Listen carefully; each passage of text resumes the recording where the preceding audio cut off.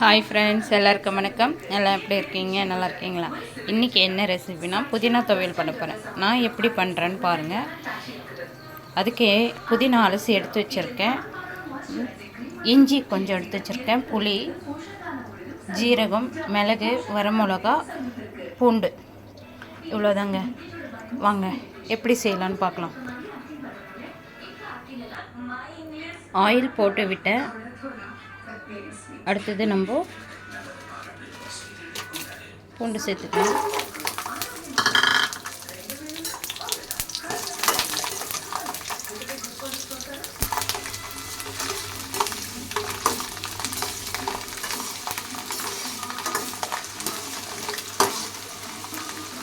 அடுத்தது இஞ்சி சேர்த்துக்கலாம்.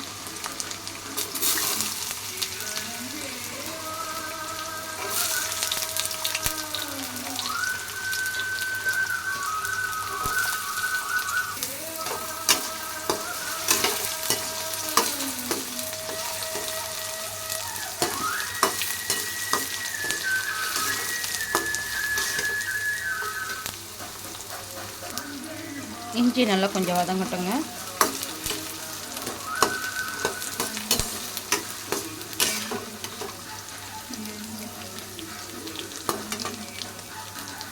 அடுத்தது வரமிளகாய்.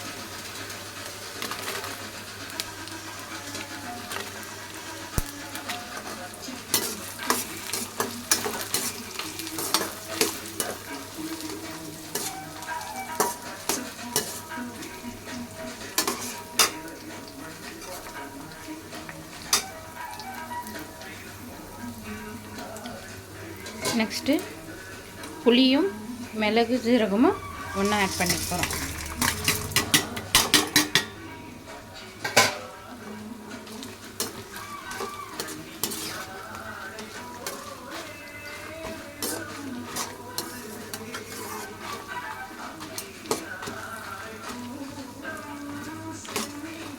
கொஞ்சம் நல்லா வதக்கி விட்டுக்கலாம்.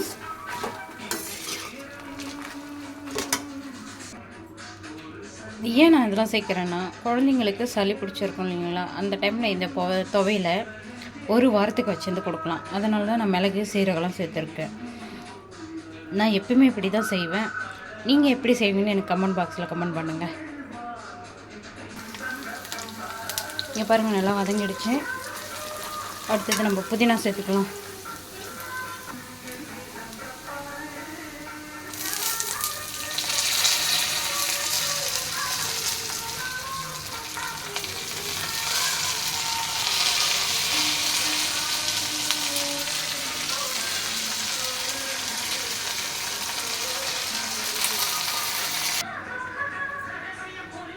பாருங்கள், புதினா வதங்கிடுச்சு. இன்னும் கொஞ்சம் 2 நிமிஷம் இருந்துச்சுன்னா ஓகே.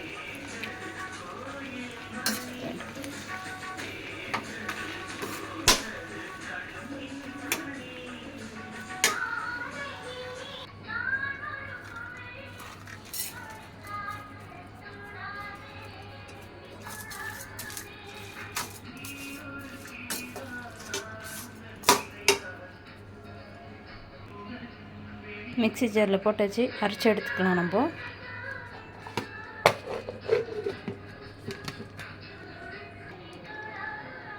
புதினா அரைச்சி எடுத்தாச்சு. பாருங்கள்,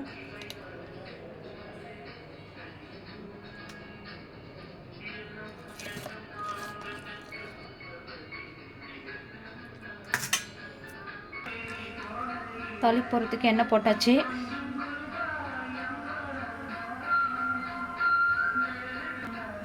கடுகு போட்டுக்கலாம்.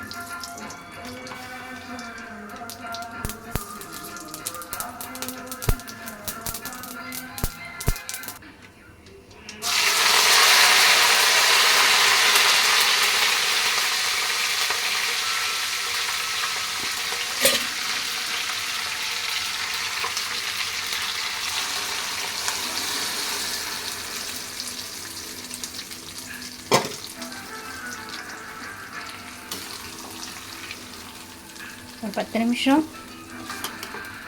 கிளறி விட்டுருங்க. கிளறி விட்டு இறக்கிட வேண்டியதுதான். புதினா துவையல் ரெடி.